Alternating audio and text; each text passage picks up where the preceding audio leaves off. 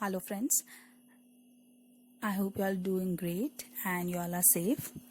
So today I'm going to tell you something which was in news, that is Government of India launches 5 key initiatives on conservation of biodiversity. Government of India ने 5 की initiatives launch करे हैं biodiversity के संरक्षण के लिए। तो पहले मैं आपको कुछ फैक्ट बता देती हूँ कि international day of biological diversity celebrate किया जाता है मई 22 को, हर साल मई 22। ठीक है, तो इस साल मई 22 2020 में क्या स्थिति थी?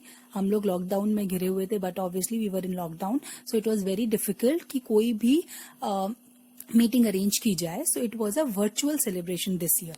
Everybody at every corner of the earth they were talking through internet services. Okay, so this year it was a virtual celebration. और हमारे union minister of environment, forest and climate change Shri Prakash Javadekar ji ने लॉन्च किए हैं 5 की initiatives towards conservation of biodiversity.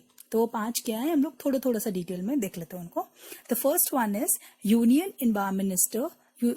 Environment minister launch biodiversity संरक्षण internship programme. तो internship programme launch किया है जिसका नाम है बायोडाइवर्सिटी संरक्षण इंटर्नशिप प्रोग्राम. इसमें क्या करेंगे? They will engage 20 students with post graduate degrees for a period of 1 year.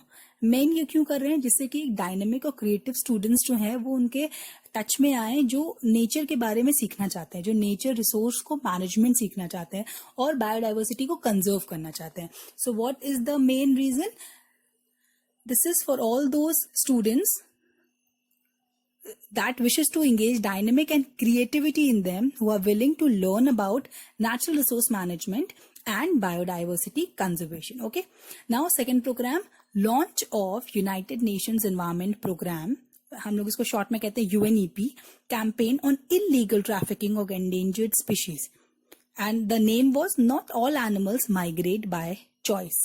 तो हो क्या रहा है कि एक्चुअली क्या होता है, बहुत सारे जो हमारे एंडेंजर्ड एनिमल्स हैं, ये हम सबने पढ़ा हुआ है एंडेंजर्ड एनिमल्स क्या होते हैं, तो उनकी क्या हो रही है? ट्रैफिकिंग हो रही है. ट्रैफिकिंग क्या होता है? एक जगह से दूसरी जगह उनको भेजा जाता है, मतलब बिना किसी डॉक्यूमेंटेशन के, इलीगल ढंग से. तो उनकी जो इनलीगल ट्रेड हो रहा है वो बहुत ज्यादा डेंजरस है उनके लिए, क्योंकि उससे क्या हो रहा है अभी हमें मालूम भी नहीं है कौन से किस एनिमल में कोई may be they are affected by any disease और something. And first thing is they are endangered, so they should be protected, right? So this is a very bad thing. So a campaign has been launch कि उनका संरक्षण किया जा सके, उनका बचाव किया जा सके. Then the third program is similar, but just the difference is कि किसने लॉन्च किया है. ये जो अभी वाला पहले वाला हमने बोला है वो सिर्फ UNEP ने लॉन्च किया है.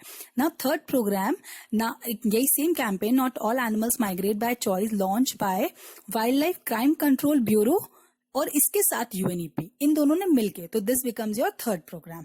ठीक है, इसमें वही इनका मेन है कि इन्वायरमेंटल चैलेंजेस को सारे को देखना है, अवेयरनेस क्रिएट करनी है और सोल्यूशंस निकालने हैं. कि अवेयरनेस भी है, हमें मालूम भी है ये हो रहा है, बट हम लोग इसका करें क्या? तो वी नीड सोल्यूशंस. सो इसके लिए सोल्यूशंस निकालना है.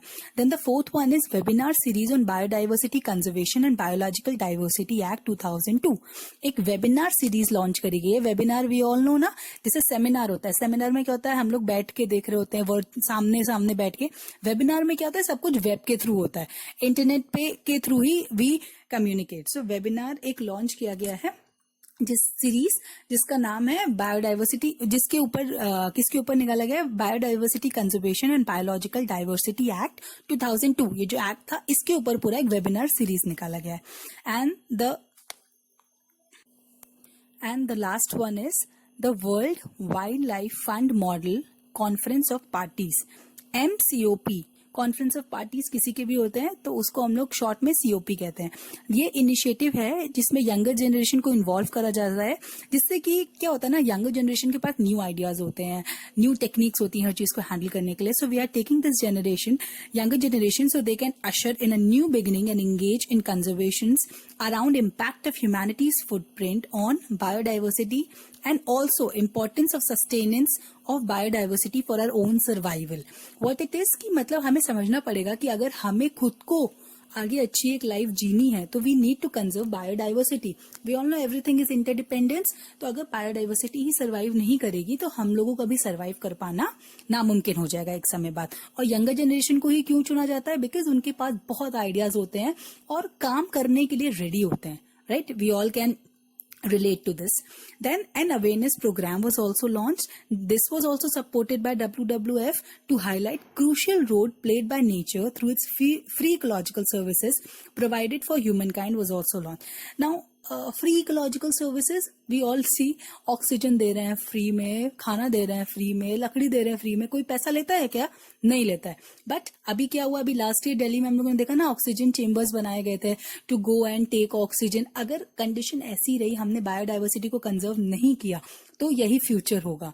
तो क्यों ना कि जब कोई हमें फ्री में हर चीज प्रोवाइड कर रहा है, हम उसी को वैल्यू करके कंजर्व कर ले.